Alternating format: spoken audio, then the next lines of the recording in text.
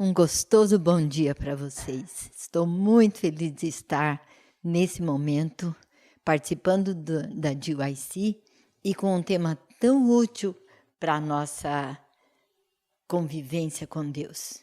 Hoje nós vamos ver um aspecto maravilhoso que é o amor que Deus empregou ao nos criar, ao nos idealizar e ao fazer cada função do nosso corpo. Nós sabemos pela Bíblia que o amor dele é indescritível. Vamos ver alguns trechos que mostram isso, alguns versos. Por exemplo, ele fala: com amor eterno eu te amei. Amor eterno é algo que nunca acaba. Amor eterno é uma garantia para nós de que Deus está conosco nas mãos, que ele vela por nós o tempo todo. E ele continua dizendo: por isso, com amorável benignidade eu te atraí. Irmãos, quando mãe, vocês estão me assistindo, né? Como mãe, quando uma mãe vê uma criança e ela quer dar atenção, instrução, carinho, ela usa de ternura, ela usa de atrações que cativam a criança. E Deus faz isso com a gente. Ele tenta nos atrair o tempo todo. Um outro verso, 1 João 3,1, vede que imenso amor nos tem concedido o Pai. João não sabia como mais descrever, ele falou imenso amor, a ponto de sermos chamados filhos de Deus. E em realidade nós somos filhos de Deus. Jesus também falou: eu vim para que tenham vida. E tenham vida que tipo? Vida em abundância. Não a vida meio vivida, com dores, com remorsos, com ira, com desgastes. É uma vida em abundância. Esse é o sonho de Jesus. Ele veio para isso, né? Agora, quando Deus nos criou, nós vamos voltar todo esse amor que a gente acabou de ver, vamos voltar para o ponto da criação da fisiologia humana. Quando Deus nos fez, a fisiologia dele ganhou as digitais dele, ele punha a mão na nossa confecção. Então, as digitais de Cristo, de Deus, ficavam lá. Além disso, a sabedoria dele, o alvo que a Trindade teve de colocar a imagem deles no ser humano, tudo mostra que a nossa fisiologia tem as digitais do Todo-Poderoso. Salmo 139, 14 fala assim: graças te dou, visto que de um modo assombrosamente maravilhoso fui formado. Davi, o autor do Salmo, não tinha, que a gente saiba, todo esse conhecimento científico de como o corpo humano é. Mas com o menor conhecimento que eles provavelmente tinham, ele já via que o nosso corpo é maravilhoso, é assombrosamente formado. E nós vamos ver um pouquinho disso, alguns pequenos exemplos. O Criador do homem organizou a maquinaria viva do nosso corpo. Cada função é maravilhosa e sabiamente arranjada. Vamos ver algumas delas. Por exemplo, olha, o início do processo digestivo. Nós vamos ver um pouquinho sobre a produção da saliva. Nós temos 3 pares de glândulas salivares. Na verdade, são fabricazinhas de saliva.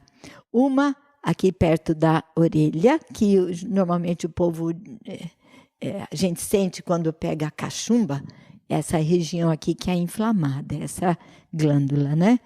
Uma embaixo da língua e uma aqui embaixo do queixo. E essas pequenas reservas de saliva vão fabricando a saliva no intervalo da comida, vão se enchendo de saliva para que na hora da mastigação você tenha o líquido próprio para produzir o fracionamento químico da comida.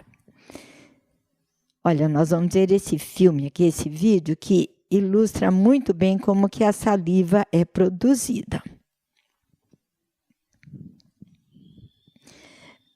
Quando a pessoa vê a comida, já começa a produzir saliva. Olha que coisa linda esse jatozinho de saliva sendo jogado e amolecendo a comida. Cada ato de mastigação produz essa pressão sobre a glândula salivar e você recebe o líquido dela, tá? Para mim, isso é maravilhoso, esse pequeno item da nossa fisiologia. Vamos ver um outro. Glóbulos brancos atuando. A defesa orgânica, a nossa defesa orgânica. Este é um simulado de computador, como é feita a captação de uma bactéria invasora pelo glóbulo branco. Essa mancha branca grande que vocês estão vendo é o glóbulo branco que recebeu uma tarefa de perseguir essa bactéria que está estática, essa partezinha amarelinha. Ele vai chegando lá e ele vai produzindo, ele vai tentando pegar a bactéria. Quando ele atinge a bactéria, ele acopla os receptores dele com os receptores da bactéria e ele a puxa para dentro. Aí ela está sem chance. Aí ela morre. Como é feita essa morte? Como acontece essa morte? Ao puxar a bactéria para dentro de si, ele a envolve com pequenas bolhazinhas de um líquido venenoso para ela. Esse líquido venenoso desmancha a bactéria, ela vira pedacinhos, vira lixinho. O lixinho tem que ser jogado, porque não pode permanecer no interior da célula. Então, ela fagocita, destrói a bactéria, como vocês estão vendo agora, os pequenos produtores as pequenas bolhadinhas de veneno, os pedacinhos são lançados fora na corrente sanguínea. Aí vem uma grande necessidade de nós eliminarmos essa sujeira com frequência, tomando muita água. Porque essa defesa orgânica acontece constantemente, milhões delas por dia. Nós nem percebemos, estamos lá tranquilos, vivendo e Deus fazendo essa defesa. Então, esse lixinho precisa ser eliminado, mais uma das razões porque você deve tomar bastante água. Agora, nós vamos ver uma filmagem dessa perseguição. A bactéria entrou no corpo, foi localizada pelo sistema, a parte de alarme do sistema deu essa tarefa para esse glóbulo que vocês estão vendo aí, que parece uma estrutura com rabinho. E essa é a filmagem de um glóbulo branco perseguindo uma bactéria. Vocês vão ver que o glóbulo branco passa pertinho de outras bactérias, mas ele não se desvia, porque a tarefa físico-química que ele recebeu é aquela bactéria. Então, ele vai perseguir. E a bactéria vai tentar fugir. E ela se esconde em pequenos corpúsculos, podem ser células, podem ser sujeiras. Olha, passou perto de uma outra e não se distraiu com ela, e a bactéria está escondendo. Às vezes, ela se esconde atrás de células próprias do sangue. Outras vezes, são sujeiras que a gente acumulou no sangue, como corantes, aditivos, alguns venenos respirados e coisas que entram no nosso corpo que não deveriam ter entrado, tá? Mas eu acho maravilhosa essa perseguição e essa capacidade que Deus deu para uma célulazinha fazer a nossa defesa. O aparelho circulatório é outra coisa muito linda como ele funciona. Nós vamos ver o coração bombando, o sistema circulatório dividido em vermelho, que é o sangue arterial, e azul, que é o sangue venoso. O vermelho leva o sangue do coração para todas as partes do corpo, e o azul traz o sangue de todas as partes do corpo para o coração. Uma vez no coração, o sangue é bombado e vai até os pulmões. Nos pulmões, ele recebe nova oxigenação. Aqui nessa parte, vocês estão vendo o segundo coraçãozinho que a gente tem. Não chega a ser um coração, mas onde terminam os vasos arteriais e começam os venosos, há um semibombear para que o sangue realmente continue circulando. Não temos tempo de ver todo o filme todo, mas você pode acessar na internet e terminar de ver, tá? Estou só mostrando algumas coisas de como a fisiologia nossa é maravilhosa. Outra coisa, outro item aqui é como a insulina estimula o aproveitamento de glicose e há N ângulos da fisiologia que você pode acessar na internet e ver, provando quão maravilhosa é a criação de Deus. E o Criador prometeu cuidar disso, ele não fez à toa. Ele fez com a intenção de que você vivesse para sempre. A morte acontece por causa da nossa rebelião contra Deus, quando Adão deu domínio para o inimigo. Herdamos a morte, mas ele vai restaurar tudo. Só que antes da rebelião de Adão, era para o ser humano viver para sempre. Então ele cuidaria dessa máquina. E ele prometeu continuar cuidando. Olha o que ele fala. Deus se comprometeu a manter esta maquinaria humana em saudável ação, desde que o instrumento humano obedeça às leis e coopere com ele. Alguns de vocês são pais, alguns vão ser pais. Você sabe que uma criança, para ser protegida, para ser bem educada, para crescer na vida e virar um adulto sadio, saudável, ela precisa obedecer. Se ela for uma criança desobediente, muito provavelmente ela vai trilhar caminhos perigosos e não vai dar certo. Deus disse a mesma coisa para você e para mim. Ele vai manter a maquinaria viva em bom estado se você obedecer às orientações que ele dá, às leis que ele colocou na fisiologia nossa, cooperando com ele para que ele mantenha a máquina viva, né? O Criador nos fez mordomos. Você sabe que um mordomo não é o dono. Ele é apenas um cuidador. Mas ele tem uma alta responsabilidade, cuidar de uma casa, de uma fazenda, de um palácio, de alguma coisa que o dono o incumbiu de cuidar. E Deus fez isso por nós. Ele pediu que nós cuidássemos do nosso corpo. Ele nos fez mordomos. Olha o que ele fala aqui. Filho meu, guarda os meus mandamentos, porque eles te acrescentarão anos de vida e paz. Isso quer dizer o quê? Filho, se você cuidar da máquina do jeito que eu idealizei, ela vai funcionar. E você vai ter muitos anos de vida com qualidade. Um outro trecho, esse no livro Educação. O Criador de todas as coisas é o seu proprietário original. Somos seus mordomos. Tudo o que temos foi confiado a Ele para ser usado de acordo com sua direção. Para ser usado de acordo com a sua direção. Como que você vai descobrir o que é que Ele pede para você fazer? Temos que ler, temos que estudar, temos que pedir, conversar com Ele e perguntar, Senhor, estou no caminho certo? Tenho que mudar alguma coisa? Me mostra onde eu preciso mudar para cuidar melhor dessa máquina. Cada um de nós é responsável. No livro Educação, de novo, essa é uma obrigação que repousa sobre todo ser humano. Quer o reconheçamos, quer não, somos mordomos. Alguns ignoram esse fato e vivem do jeito que acham que devem.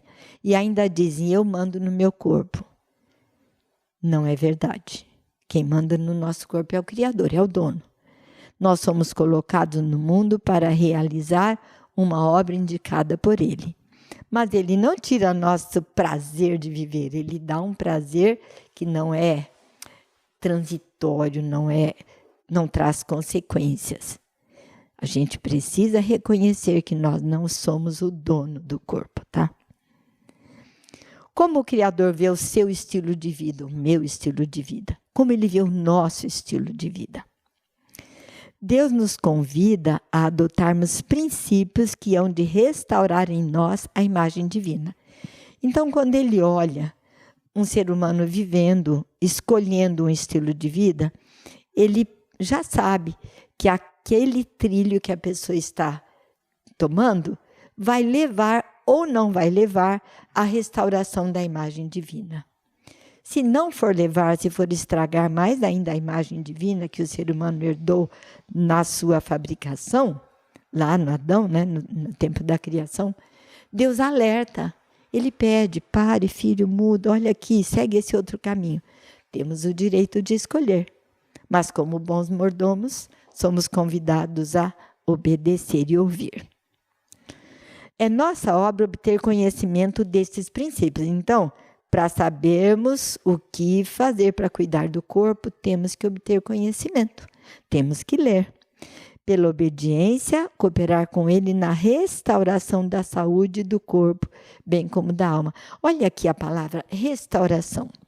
Pode ser que você e eu estejamos num estado de uma saúde precária, que não nos satisfaz, que nos preocupa, faz gastar, traz sofrimento. Mas ele diz aqui, cooperar com ele na restauração. Grande notícia essa.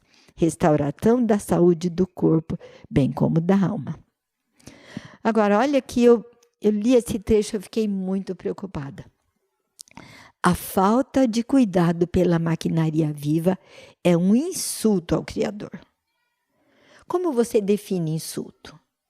Insulto é pôr o dedo na frente, acusar e desafiar a autoridade.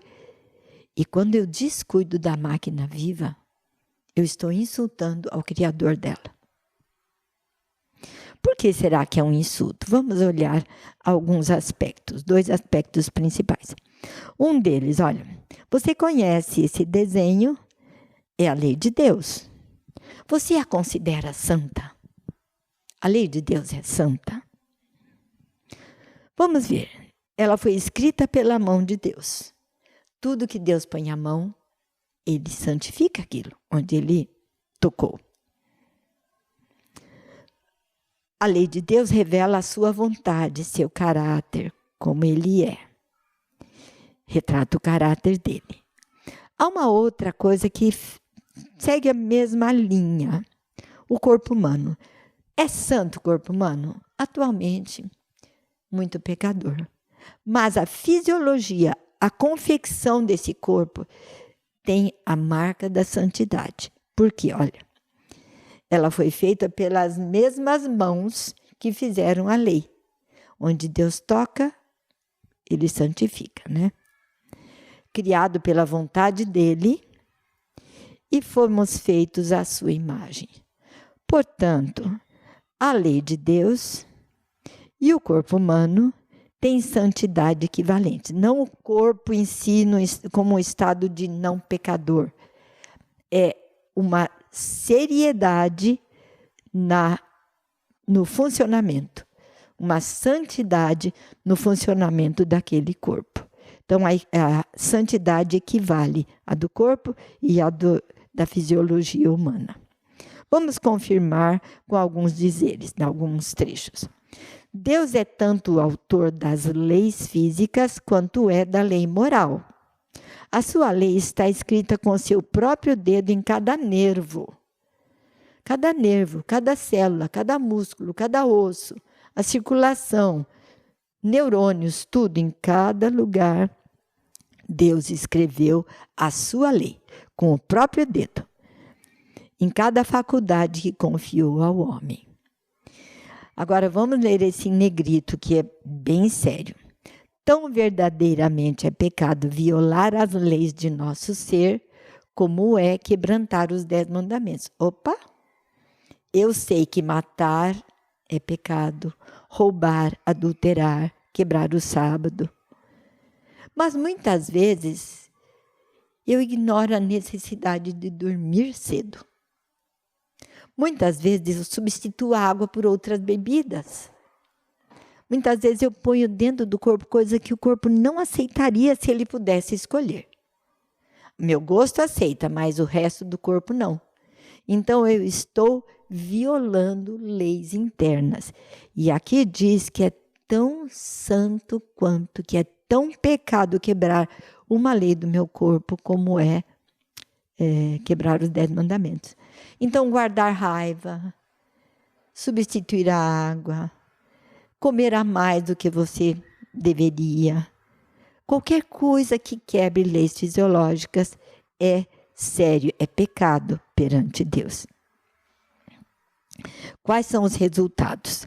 Para cada transgressão da lei fisiológica, está fixada uma penalidade, que mais cedo ou mais tarde vai ser executada. Isso é sério.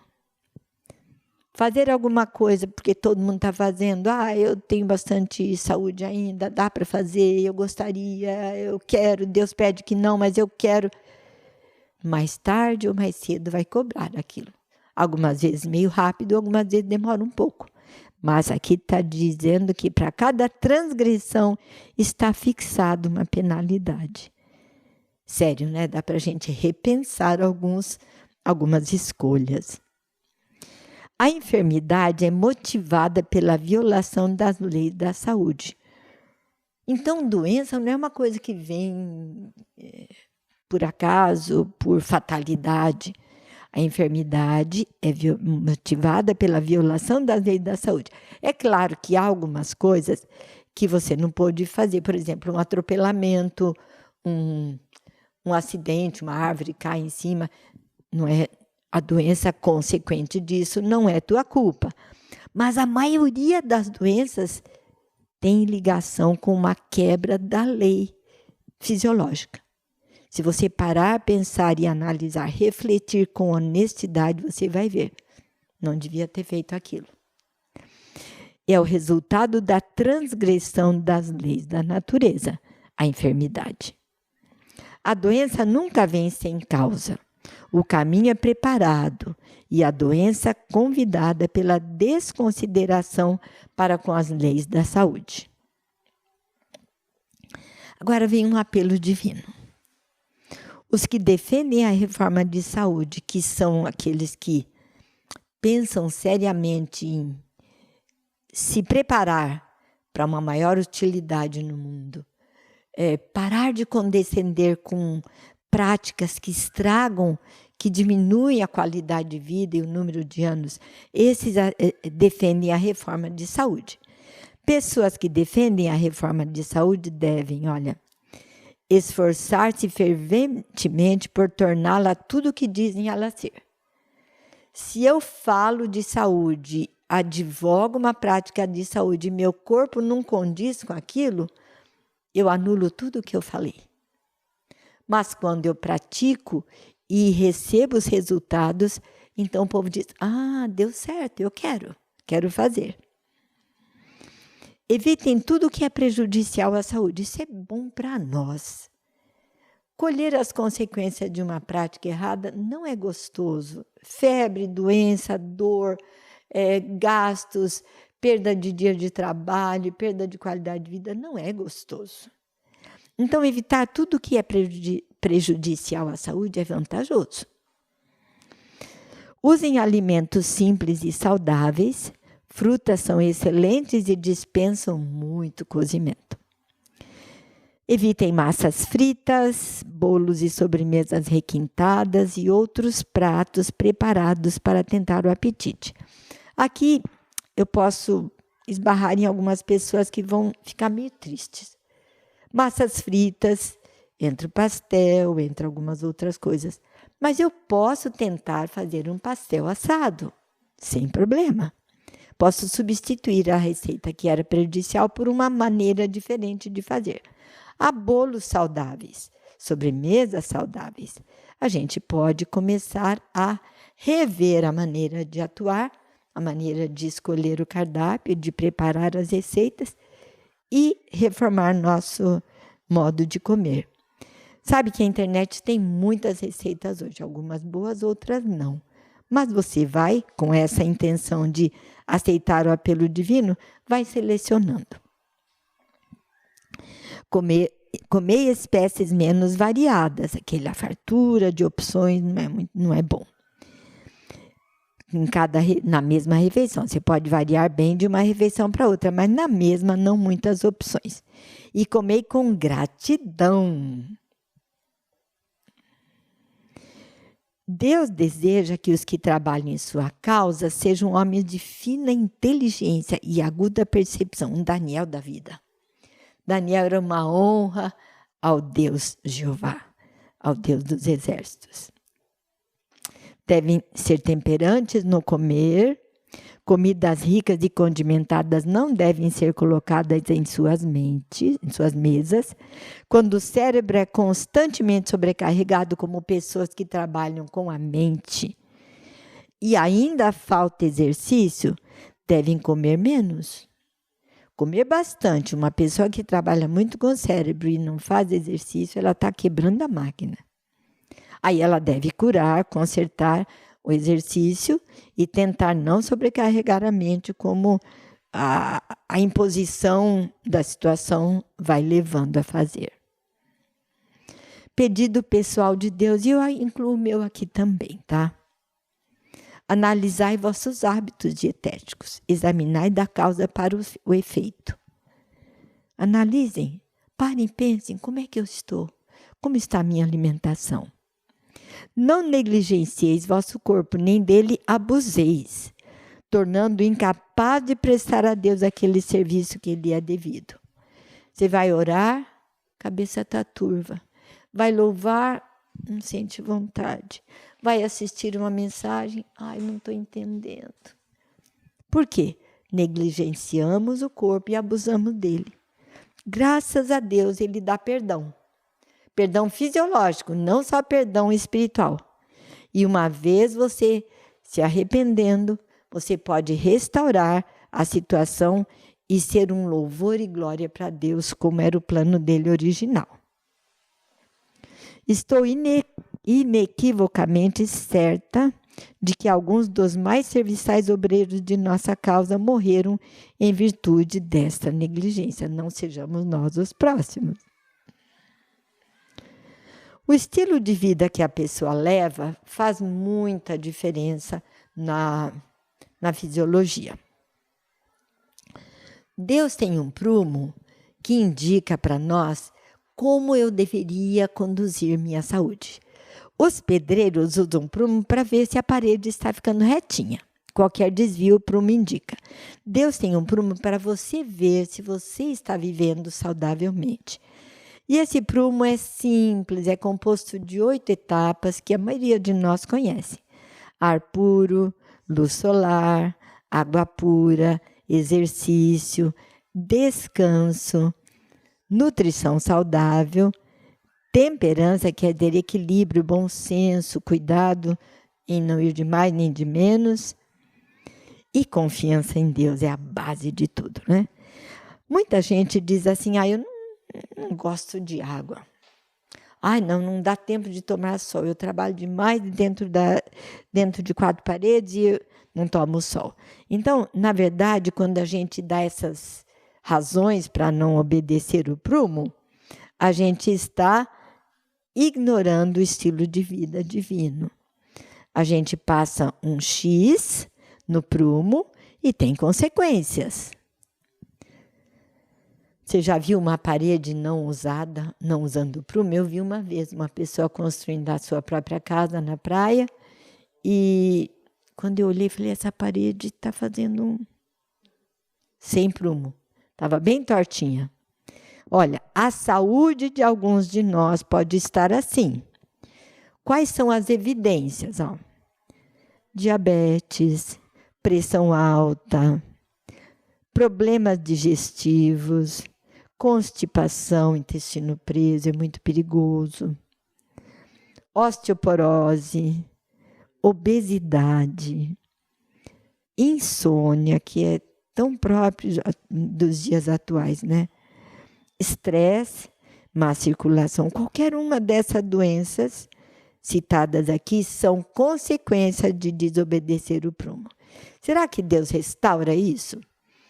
Existe um verso na Bíblia que diz assim, é Ele quem perdoa todas as tuas iniquidades e sara todas as tuas enfermidades, ligando desobediência fisiológica a consequências em doenças e Deus perdoando uma e podendo curar a outra, tá?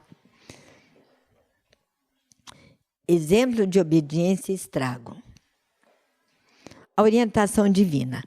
Olha, Deus falando na Bíblia, em Levítico 7:23, fala aos filhos de Israel dizendo, nenhuma gordura de boi, nem de carneiro, nem de cabra comereis. Notem aqui que são animais que biblicamente não são considerados imundos. São animais que quem quiser comer carne pode comer desse tipo de animais. Mas Deus disse, não coma a gordura deles. Por quê? Vamos ver. Será que isso é obedecido? Olha aqui o que acontece quando a gordura circula. Esse é um desenho, possivelmente uma foto, mas acho que é um desenho de uma artéria no estado limpo ainda. Quando a criança acabou de nascer, atualmente até isso está perigoso, porque eles estão vendo que bebês mortos em acidente ou de alguma maneira tendo que fazer autópsia, já estão com estrias de colesterol na sua placa interna, né? Na sua camada interna das artérias. Então, eles estão preocupados. Mas, normalmente, esse é o primeiro estágio, sem placas. Aí, o segundo estágio, você vê que já tem algumas placas de gordura. Terceiro estágio, a placa aumentou. Quarto estágio, a placa já está com bastante ocupação no espaço interno da artéria. E isso diminui a quantidade de sangue que passa. Os órgãos, as células posteriores àquele entupimento, ficam sacrificadas. E se for muito grande o entupimento, elas vão morrer. Um tecido morto é um tecido que pode causar N problemas. Se esse tecido for no coração, causa infarto. Se for no cérebro, pode causar derrame, tá? E antigamente, do estágio 1 para o estágio 2, demorava uns 20 anos. Atualmente, está demorando 7, 5 anos. Então, com 20 anos, uma pessoa está num estado desse que já pode perigar infarto e derrame. E com certeza vocês já viram jovens tendo infarto e derrame. Eu já peguei pacientes novos, com 15 anos já tinha tido um derrame há algum tempo, e uma menina de 11 anos já tinha tido derrame também. Processo de rompimento da artéria. Como é que a artéria se rompe?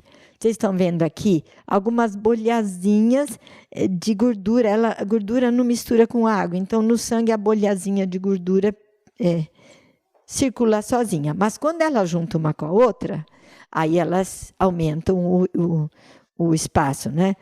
Ali em cima você vê que tem uma parte branca, onde o tecido está morrendo.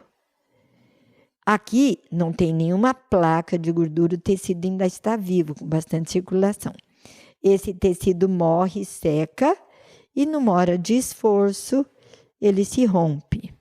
E quando ele rompe, essa é uma foto de com um microscópio eletrônico do momento de um infarto, tá?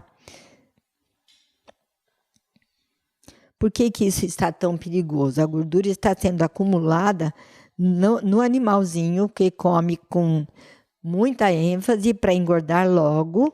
Antigamente, as donas de casa, assim, as mamães cuidadosas, tiravam bastante essa gordura aqui externa. Mas, atualmente, a gordura está entranhada nas fibras musculares e está muito difícil tirar isso.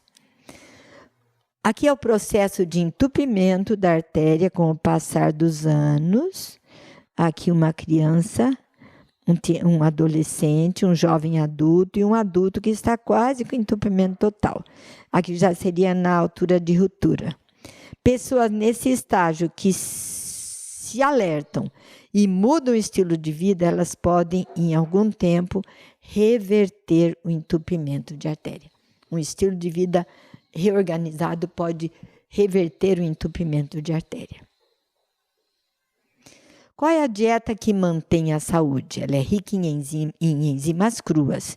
50% da alimentação da pessoa vem crus.